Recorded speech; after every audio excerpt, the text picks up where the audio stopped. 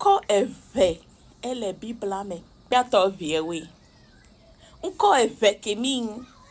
Eje le Mose fagbale tome. Ta ewolia pupui blavevu enelia me.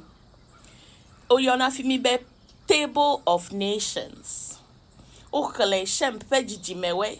Ochele Ham fejijimewe. Ochele Yafet fejijimewe. Le Shem fejijimewe domede.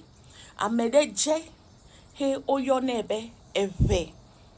Eve main eya evanye Abraham fe togbe zigbozi atonlia Hebrew nko Hebrew main efe gome jejela oyo ebe eve ke yevo wongolobe ever ede obe eber ake opite eve koyole he hela yevo va kedeonla oyo ebe hebraicos he Latin yevo va kedeonla oyo ebe hebraius he français yevo va kedeonla oyo ebe hébreu he English yevo va kedeonla oyo ebe Hebrew nkola enye eve. Strong's H 5677 Aver.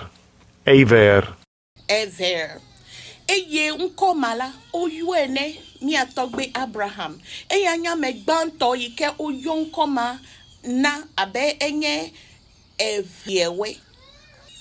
Mi akponya kemile Mose fagbale gbanto ta wi enelia upui wi etonlia me tututu. Obe oyo mi atogbe Abraham le fimabe Abraham the Hebrew. Eye le ngongolo la mela ejebe Abraham the Eve. Egajele Jewish yevo che ofe ngongolo gede me benya tefe nko Hebrew la efe gomejeje nge Eve. Inge yo lebe ever alo eber. The first person to be called a Hebrew was Abraham. The word for Hebrew used in the Bible is pronounced ivri, meaning of or pertaining to ever. Eviewe, eya yomi lebe hebritowe. Yo, akpena milo, maune na inkli milo.